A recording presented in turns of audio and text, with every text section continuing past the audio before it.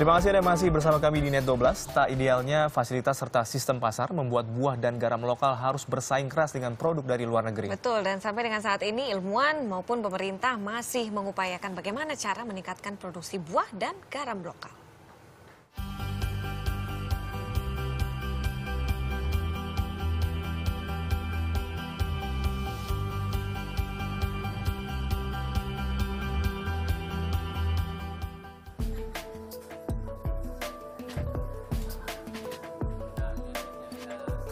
Di hadapan saya terdapat buah impor dan buah lokal.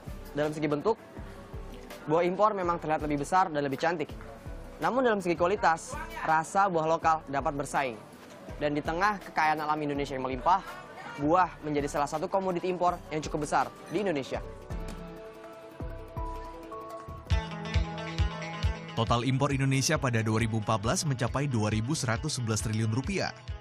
5,2%-nya merupakan komoditas pertanian dan mayoritasnya adalah buah. Hingga kini, pemerintah belum mampu membendung laju impor buah-buahan. Ironisnya, Indonesia adalah negara tropis yang cocok ditanami berbagai jenis tanaman pertanian. Tingginya impor buah dikarenakan permintaan yang tinggi pula. Karena ya banyak peminatnya, Mas. Nah, pembelinya juga nyarinya buah impor. Ya mungkin lebih enak. Untuk buah lokal itu yang paling laris jeruk sama salah.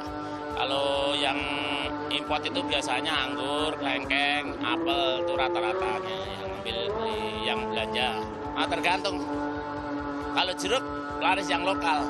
Tapi kalau buah import rata-rata yang konsumen pakainya impor. Permintaan impor buah besar karena kurangnya produksi buah dalam negeri. Kenapa kurang? Karena masalah pengairan, banyak irigasi rusak. Dan makin diperparah dengan kurangnya edukasi masyarakat mengenai buah lokal. Padahal dari segi gizi, buah lokal lebih baik. Soal kualitas, soal packing, soal penampilan yang kurang menarik. Tapi sebetulnya apel misalnya gitu ya, apel Washington, apel Cina, Fuji segala macam, itu kan dari sisi kemasan, penampilan menarik ya. Tapi sebetulnya kalau kita lihat, misalnya apel Washington, Amerika Serikat itu negara 4 musim. Dia hanya bisa menghasilkan apel itu dalam 1 musim. Nah, jadi pertanyaan, kalau dia bisa ekspor ke kita sepanjang tahun, itu artinya apa? Apel ini sudah mengalami penyimpanan yang sangat lama. Sementara kita tahu produk-produk segar seperti ini, walaupun diawetkan lewat cold storage segala macam, itu keawetannya juga tidak akan bagus. Dari sisi gizinya, dari sisi mineralnya segala macam juga banyak yang rusak. Nah, apel Malang misalnya banyak dikeluhkan keras, masam segala macam. Ini sebetulnya kalau keras, masam itu dari sisi gizi itu bagus. Ini masih segar gitu ya. Ini masih segar. Ini gizinya nggak rusak. Berbagai cara dilakukan untuk meningkatkan mutu dan hasil tanaman hortikultura seperti buah dan sayuran. Persilangan sekarang kita lakukan secara umumnya secara konvensional ya, secara konvensional antara materi atau bahan induk yang ada di kita. Tujuannya itu pertama itu yang saya bilang tadi, untuk mendapatkan varietas yang produksinya tinggi, kemudian varietas yang tahan hama penyakit, kemudian varietas yang mutunya bagus. Akankah hasil pengembangan para ilmuwan ini diterapkan pemerintah?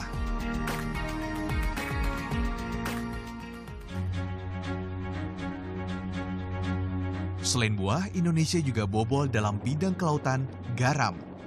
Impor garam pada 2014 $104,3 juta Amerika atau 1,47 triliun rupiah. Sedangkan 2015 dari Januari sampai Juni 29,7 juta Amerika atau 419,86 miliar rupiah. Indonesia mengimpor garam karena produksi garam dalam negeri tak mencukupi kebutuhan. Saat ini produksi garam nasional sekitar 3 juta ton. Sedangkan kebutuhan konsumsi rumah tangga 1,5 juta ton dan industri 2 juta ton. Selisih 500 juta ton dipenuhi dengan impor. Namun impor garam pada waktu tak tepat menyebabkan anjloknya harga garam di petani. Ini disebabkan garam yang diimpor untuk industri bocor ke pasar rumah tangga. Kedepannya pemerintah optimis dapat mengurangi impor garam dan memperbesar produksi garam lokal. Sangat masih bisa. Jadi kenapa saya katakan begitu? Karena pertama dari luasan, ya, luasan lahan kita masih belum terpakai secara optimal. Kemudian yang kedua, lahan kita ada 40 kabupaten, 43 kabupaten seluruh Indonesia yang mempunyai potensi untuk penghasil garam, 43 kabupaten kota. Yang kedua, intensifikasi dari setiap hektar ladang garam itu bisa dinaikkan. Sekarang posisinya masih 60 ton per hektar. Kita bisa dorong, kita pernah mencapai sampai 120 ton untuk per hektar. Jadi ini sebenarnya masih ada peluang untuk meningkatkan menjadi 2 kali lipat. Demi keberhasilan produksi garam lokal, Kementerian Kelautan dan Perikanan KKP mendorong importir untuk memprioritaskan serapan garam lokal. Selain itu, pemerintah juga telah menganggarkan dana 600 miliar rupiah untuk program pemberdayaan petani garam rakyat. Gunakan hasil produksi dalam negeri. Jadikan produk lokal primadona di negara sendiri. Tentunya hal ini akan meningkatkan pertumbuhan ekonomi masyarakat dan terbukanya lapangan pekerjaan. Para Ferdiansyah, Ramang Praseno melaporkan untuk NET.